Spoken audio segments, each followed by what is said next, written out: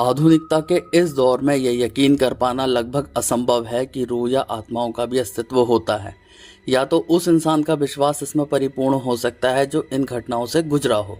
जब बच्चा छोटा होता है और ज़्यादा ही परेशान करता है तो उसकी माँ या किसी और के द्वारा उसे भूत का नाम लेकर डरा दिया जाता है, जिससे वो परेशान करना बंद कर दे। तो वहाँ भूत शब्द का प्रयोग एक मदद के लिए होता है, लेकिन जब भूत के साक्षात दर्शन हो जाएं तो। हेलो दोस्तों, आप सुन रहे हैं भूतिया स्टेशन आकाश के साथ। चलिए बढ़ते हैं कहानी की ओर। मैं हूं इसरार अहमद और आज जो मैं आपको सुनाने जा रहा हूं ये मेरे खुद के ऊपर बीती हुई सत्य घटना है। 1 दशक पहले की बात है जब मैंने उर्दू सीखने का मन बनाया और घर वाले भी यही चाहते थे, लेकिन घर के आसपास कोई मदरसा नहीं था। हाँ, लगभग 1 किलोमीटर दूर घर से मदरसा था। मेरे अब्बू के कहने पर मैंने उसमें दाखिला ले लिया। मदरसे जाते वक्त रास्ते में एक कब्रिस्तान पड़ता था जो बहुत ही पुराना था, जिसकी कुछ कब्रें क्षतिग्रस्त भी हो गई थी।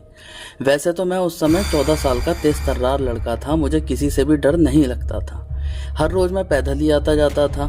वैसे उस रास्ते पर लोग बहुत कम नजर आते थे क्योंकि वो शहर से बाहर जाता था।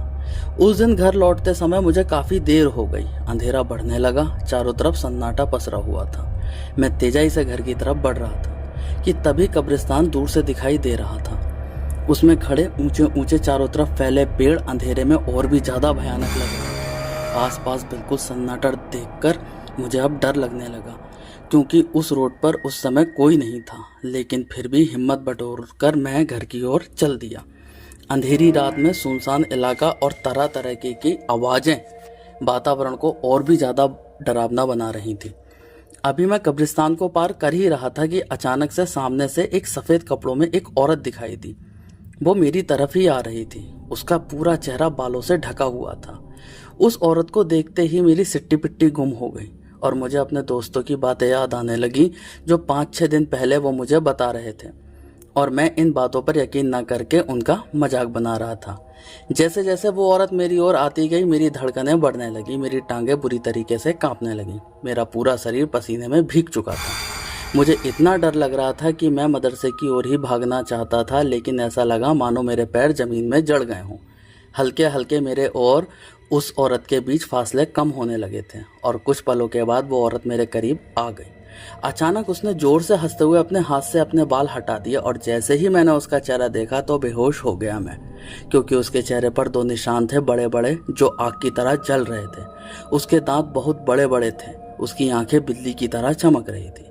और जब मुझे होश आया तो मैं अपने घर पर था, क्योंकि कभी मैं लेट नहीं हुआ। उस दिन अचानक से देरी और अंधेरा होने पर मेरे अब्बू मुझे देखने साइकिल से मदरसे की ओर निकले कि उन्हें रास्ते में मैं बेहोश पड़ा हुआ मिला।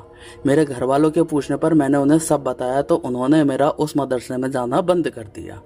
आज इस घटना को बीते हुए कई साल हो गए, लेकिन आज भी उस औरत का चेहरा याद करके मैं डर जाता हूँ। तो दोस्तों, आपको हमारी कहानी कैसी लगी कमेंट बॉक्स में ज़रूर बताएं और आप हमारे चैनल को सब्सक्राइब करें और बेल आइकन दबाना ना भूलें। धन्यवाद।